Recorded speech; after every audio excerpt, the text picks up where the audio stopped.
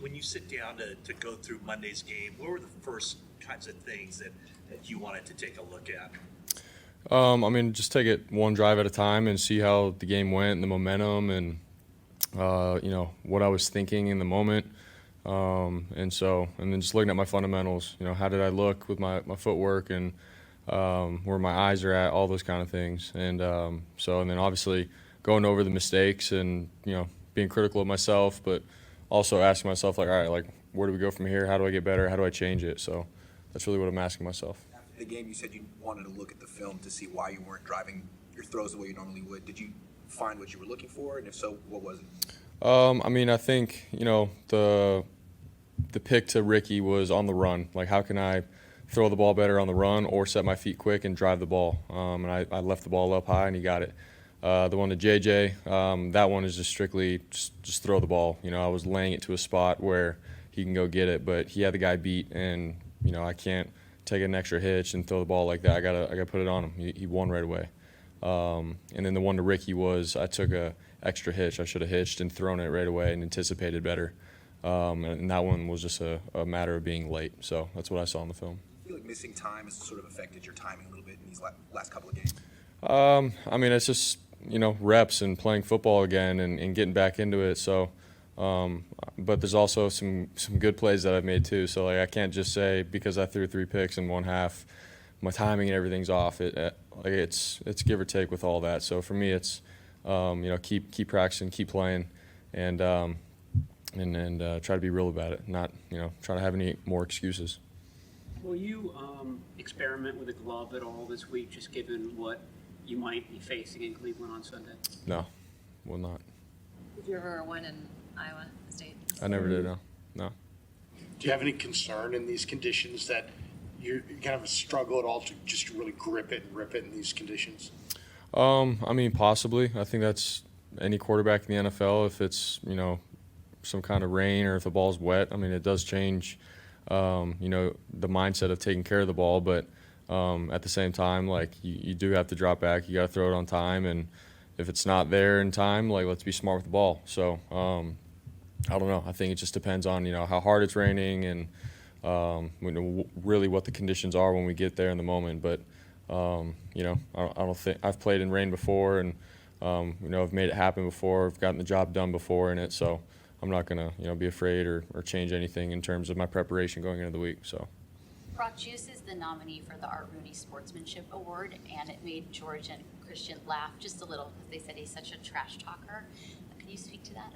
Yeah. Now Juice is the man. He's got a great public, aura, like we've talked about before.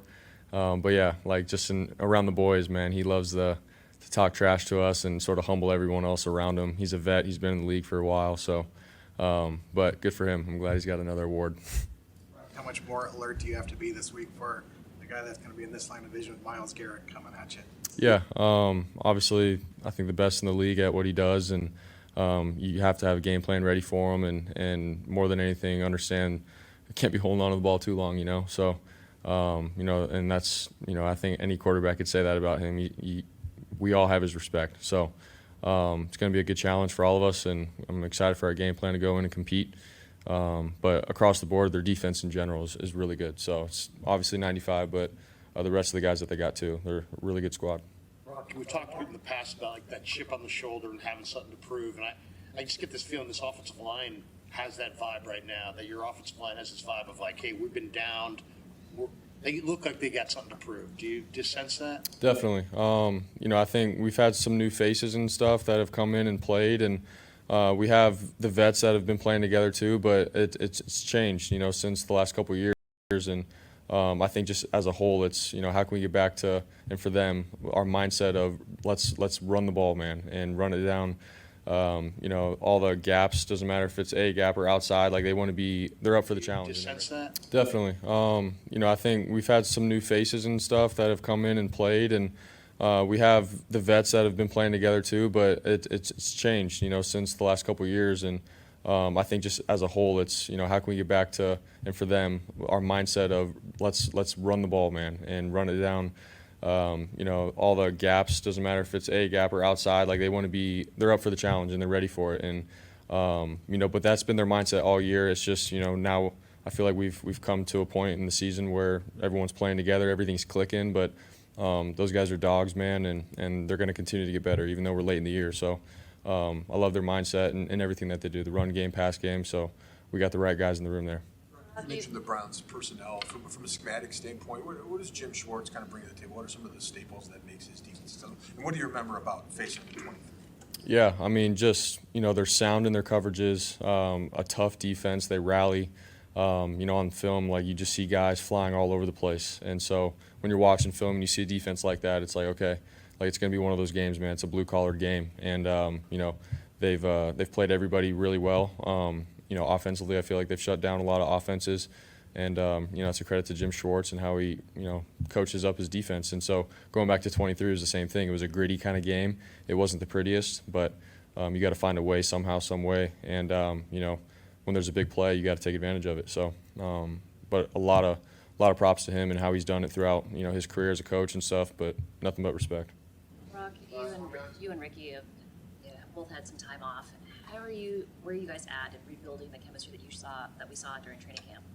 Yeah, I mean, I think we're still just chipping away at it, not trying to, hang our heads down or anything like that about, the last two games. And obviously I want to get Ricky the ball. He's explosive, he's dynamic. He's a great teammate, a brother of mine. Like, I want the best for him. So it's just about the opportunity that we get in the game. Like, we got to capitalize on it.